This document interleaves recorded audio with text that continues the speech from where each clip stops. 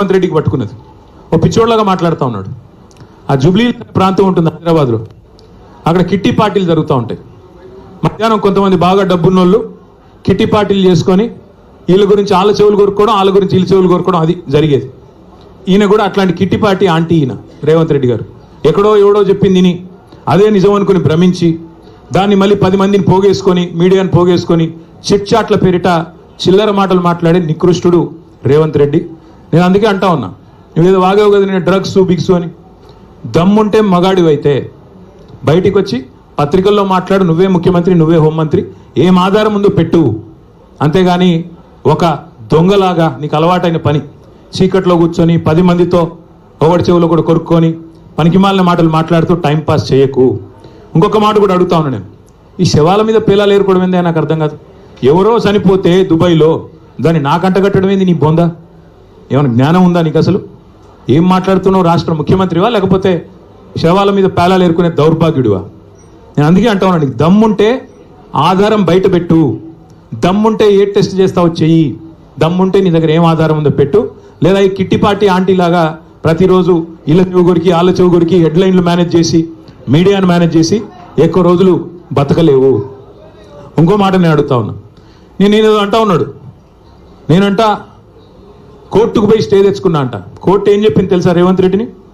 ఇట్లాగే పిచ్చిబాగుడు వాగుతుంది. నేను చెప్పింది ఈరోజు కాదు, 2021లో ఇట్లాగే సన్నాసి మాటలు మాట్లాడినాడు, డ్రగ్స్ గిగ్స్ అని. నేను కోర్టుకు పోయి పనికిమాలిన మాటలు మాట్లాడుతున్నాడు ఆధారం లేకుండా అని కోర్టుకు పోతే కోర్టు ఏం చెప్పింది తెలుసా? చెత్త మాట్లాడితే చెప్పు తీసుకుని కొడతామని చెప్పి ఇంజంక్షన్ ఆర్డర్ ఇచ్చింది. దాన్ని స్టే అంటాడు. ఈ మూర్ఖుడికి ఇంజంక్షన్ ఆర్డర్ తెలియదు, స్టే తెలియదు. చెత్త మాటలు మాట్లాడితే చెప్పు తీసుకొని కొడతా అని కోర్టు చెప్పింది, నేను కాదు. బుద్ధి జ్ఞానం ఉంటే ఆ ఇంజంక్షన్ ఆర్డర్ ఇంకా ఉంది. నువ్వు ముఖ్యమంత్రివి.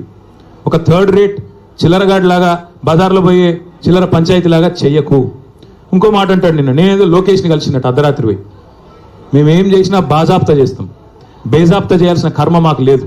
అయినా నాకు తెలియక అడుగుతా, లోకేష్ ఏమైనా నీ లెక్క అంతర్రాష్ట్ర దొంగనా? లోకేష్ ఏమైనా నీ లెక్క సంచులు మోసినోడా? లోకేష్ ఏమైనా నీ లెక్క చదువు రానోడా? కలిస్తే తప్పేంది? ఒకవేళ కలవలేదు, కలిస్తే తప్పేంది? అయినా నాకు తెలియక ఇంకో మాట అడుగుతా, పక్క రాష్ట్ర మంత్రి యువకుడు, నాతో డెఫినెట్గా సత్సంబంధాలు ఉన్నాయి, ఇద్దరం కూడా ఫ్రెండ్లీగా ఉంటాము, కలవలేదు కానీ కలిస్తే తప్పేంది? నాకు తెలియక అడుగుతా. అయినా మీ పెద్ద బాసు చంద్రబాబు కొడుకే కదా, నేను గూండానో దావుద్ ఇబ్రాహింనో చీకట్లో కలిసినట్టు డైలాగులేంద్రా హౌలా.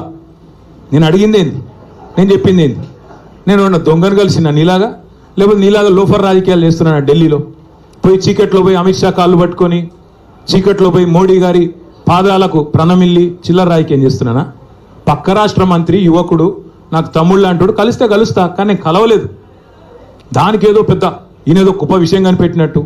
ఆయన నాకు తెలియక అడుగుతా, పాలన గురించి తెలుసుకోవాలంటే మమ్మల్నే కలుస్తారు బీఆర్ఎస్లను, దోపిడీ గురించి తెలుసుకోవాలంటే నిన్ను కలుస్తారు. ఆయన నన్ను కలిస్తే నీకేం నొచ్చింది? ఆయన నన్ను కలిసినా నీకేం బాధ అవుతుంది? నాకు అట్లా తెలియక అడుగుతా. నేనేమంటున్నా అంటే, ఈ చిల్లర మాటలతోని ఎన్ని రోజులు టైం పాస్ చేస్తావు? ఇంకెన్ని రోజులు ప్రజలు ఇవాళ ఆగం చేసే ప్రయత్నం చేస్తున్నావు? అసలు నిన్న రేవంత్ రెడ్డి గారు ఎందుకు మాట్లాడండి పనికి మాలిన మాటలు? ఎందుకు అంటే ఒకటే కారణం, ఈయన దొరికిపోయిండు. ఇందాక నేను చెప్పిన కదా, దొంగతనం చేయడం మళ్ళీ దొరికిపోవడం ఈయన స్పెషాలిటీ.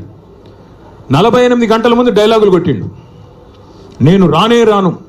ఆంధ్ర వాళ్ళు మీటింగ్ పెట్టినారు, ఆంధ్ర ప్రభుత్వం వాళ్ళ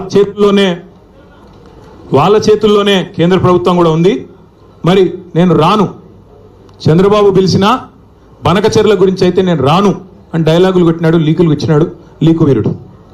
ఇచ్చిన తర్వాత 24 గంటల్లో ఏం మారిందో తెలియదు, 24 గంటల్లో ఏం జరిగిందో తెలియదు. టకామని ఢిల్లీలో తేలిండు. ఢిల్లీలో తేలిన తర్వాత స్పష్టంగా దొరికిపోయినాడు. ఈయనేమో బనకచెర్ల ప్రస్తావనే రాలేదంటాడు. ఆంధ్ర మంత్రి గారు రామానాయుడు గారు బయటకు వచ్చి మొట్టమొదటి ఎజెండా అంశమే బనకచెర్ల, దాని మీద మాట్లాడినాం, 30 రోజుల్లో కమిటీ వేస్తున్నాం, అయిపోయింది, చంద్రబాబు డైరెక్షన్ ఇచ్చిండు, రేవంత్ ఓకే అన్నాడు అన్న లెవెల్లో ఆయన మాట్లాడుతున్నాడు. దొరికిపోయిండు దొంగ. తెలంగాణ ప్రయోజనాలను, గోదావరి జలాలను పూర్తి స్థాయిలో చంద్రబాబు గారికి తాకట్టు పెట్టినాడు అని దొరికిపోగానే మళ్ళీ డైవర్షన్ స్టార్ట్. కొన్ని రోజులు ట్యాపింగు, కొన్ని రోజులు కాళేశ్వరం, కొన్ని రోజులు ఫార్ములా, ఇంకొన్ని రోజులు డ్రగ్స్, మన్ను మశానం వాడి బొంద. తప్ప ప్రజలకు పనికొచ్చే ఒక్క మాట, ప్రజలకు పనికొచ్చే ఒక్క మాట, ఒక్కటంటే ఒక్క మాట మాట్లాడినాడా? చిట్ చాట్లో మహాలక్ష్మి ఎప్పుడు ఇస్తావో చెప్పావా? రైతులకు మొత్తం రుణమాఫీ ఎప్పుడు పూర్తి చేస్తావో చెప్పావా? బోనస్ ఎంత ఇచ్చినావు, ఇంకా మిగతాది ఎప్పుడు ఇస్తావో చెప్పావా? రైతు భరోసా అని డైలాగులు కొట్టి 15,000 అని చెప్పి 12,000 ఎందుకు ఇచ్చినావా? దౌర్భాగ్యం ఏందో చెప్పినావా? ఆడపిల్లలకు స్కూటీలు ఎప్పుడు ఇస్తావో చెప్పినావా? ముసలోళ్ళకి 4,000 పెన్షన్లు ఎప్పుడు ఇస్తావో చెప్పావా? ఇది ఏది చేత కాదు. కాబట్టి ఏం చేయాలి? ఈ తెలంగాణను దండుపాలెం బ్యాచ్ లాగా దోచుకుంటున్న అన్నదమ్ముళ్ళు, అనుముల బ్రదర్సు, నువ్వు కలిసి, అదేవిధంగా మీ వాళ్ళు కలిసి మొత్తం ఈరోజు డైవర్షన్ గేమ్లు తప్ప 20 నెలల్లో చేసింది ఏంది? ఇవాళ వెన్నుపోటు పొడవడం అనేది రేవంత్ రెడ్డికి ఏం కొత్త కాదు, వెన్నతో పెట్టిన విద్య. నమ్మి ఓటేసిన పాపానికి దేశ రాజధాని ఢిల్లీ సాక్షిగా మరి మళ్ళొక్కసారి తెలంగాణ ప్రజల గొంతు కోసిన కసాయి రేవంత్ రెడ్డి. నాడు నోట్ల కట్టలతో అడ్డంగా దొరికిండు, ఈరోజు ప్రజల నోట్లోనే మట్టి కొడతా ఉన్నాడు రేవంత్ రెడ్డి.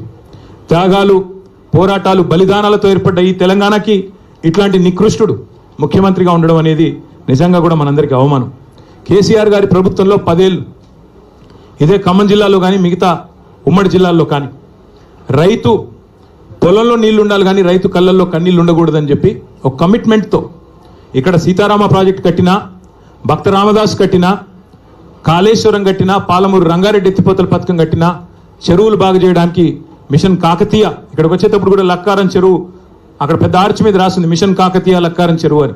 అట్లాంటి కార్యక్రమాలు మరి అనుక్షణం తప్పించి మరి 14 ఏళ్ళు ఆనాడు నీళ్ల పేరిట పోరాటం చేసిన, 10 ఏళ్ళు ప్రభుత్వాన్ని నడిపిన కేసీఆర్ గారు ప్రాజెక్టులు కట్టారు. రైతు బాగుండాలని తప్పించి రైతు బంధు పెట్టి, రైతు బీమా పెట్టి, పంటలు కొని బ్రహ్మాండంగా నీళ్ళందించి 12వ స్థానంలో ఉన్న తెలంగాణ నెంబర్ 1 స్థానాన్ని తీసుకొని పోయారు. కానీ దాని గురించి కూడా నిన్న చిల్లర మాటలు ఢిల్లీలో మాట్లాడిండు రేవంత్ రెడ్డి. బాబు గారితో మరి జరిగిపోయిన దొంగ ఒప్పందం, చీకటి ఒప్పందం బయటపడంగానే కవర్ చేసుకోవడానికి కవర్ డ్రైవ్లు, ఇవన్నీ ఎక్స్ట్రా కవర్ డ్రైవ్లు, డ్రగ్స్, కాళేశ్వరము, ట్యాపింగు, టూపింగు. అందుకే కుడిదిలో పడ్డ ఎలకలా కొట్టుకుంటా ఉన్నాడు. ఏం చేయాలో తెలియదు, దొరికిపోయిండు. అడ్డంగా దొరికిపోవడం కాబట్టి అడ్డదారులు ఎత్తుకుతా ఉన్నాడు. ఎజెండాలో ఫస్ట్ ఐటమ్ అని చెప్పాడు కదా, నేను కాదుగా చెప్పింది. ఎజెండాలో ఫస్ట్ ఐటమ్ అని నిమ్మల రామానాయుడు గారు, ఏపీ మంత్రి గారు చెప్పిన మాట వాస్తవం కాదా? ఇంత స్పష్టంగా చెప్పిన తర్వాత తెలంగాణ ముఖ్యమంత్రి అబద్ధాలు చెప్పిన మాట వాస్తవం కాదా? అందుకే నేను అనేది 70 లక్షల మంది రైతుల ముందు, ఇవాళ కోట్లాది మంది ప్రజల ముందు మళ్ళొకసారి దొరికిపోయింది కాబట్టే ఈ మైండ్ బ్లాంక్ అయిపోయి ఈ పనికిమాలిన మాటలతో అటెన్షన్ డైవర్షన్ కోసం ఈ చెత్తవాగుడంతా వాగుతూ ఉన్నాడు. డ్రైనేజీ కంపు ఎంత అయితే ఉంటుందో అంతకంటే ఎక్కువ మీ దగ్గర అదే ఉండేది. ఇక్కడ ఇదివరకు కాలువ, ఆ గోళ్ళపాడు ఉండే ఇదివరకు అలా పోవాలంటేనే భయం అవుతుండే, అంతకంటే కంపు ఉన్నది ఇప్పుడు రేవంత్ రెడ్డి నోరు. ఆ నోరు తెరిస్తే దరిద్రం గబ్బు తప్ప ఒక్కటంటే ఒక్క మంచి మాట రాదు. అట్లే నేను అడుగుతా ఉన్నా, ఈ జిల్లాలో ఏం చేశారు ఇప్పుడు రేవంత్ రెడ్డి గారు? ఈ 20 నెలల కాలంలో రాష్ట్రానికి ఏం చేసినావు, ఖమ్మం జిల్లాకి ఏం చేసినావు చెప్తావా? కేసీఆర్ గారు కట్టిన ప్రాజెక్టు సీతారామ, ఆ ప్రాజెక్టుకు వచ్చి రిబ్బన్ కట్ చేసి నెత్తిన నీళ్ళు చల్లుకోవడం తప్ప నువ్వు పీకింది ఏంది, నీ మంత్రులు పీకింది ఏంది అని అడుగుతా ఉన్నా. ఒక మంత్రి ఏమో బాంబుల్లో బిజీగా ఉన్నాడు, ఆయన పేరు బాంబులేట్ అయిపోయింది పాపం. ఇప్పుడు బాంబు వెళ్తుంది, అప్పుడు బాంబు వెళ్తుంది.